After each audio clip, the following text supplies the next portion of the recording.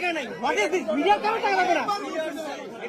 সারা দেশের মানুষ তাকাই থাকবে। শুধু আপনাদের কাছে আমার বিবেচনা বুঝে আপনারা যৌক্তিক ভাবে বের হয়ে যাবেন। আপনাদের জায়গায় আমি থাকলে আমি হয়তো থাকতাম না, বের হয়ে যেতাম। তারপর আল্লাহর রাস্তায় আমি বলার ব্যবস্থা নাই। অবশেষে লন্ডনে ধরা খেয়েছেন ব্যারিস্টার সুমন। শেখ হাসিনার পতনের পর খবর নেই ব্যারিস্টার সুমনের, তবে কয়েকদিন ধরেই জানা গেছে তিনি আত্মরক্ষার জন্য আগেই দেশ ছেড়ে পালিয়ে গেছেন।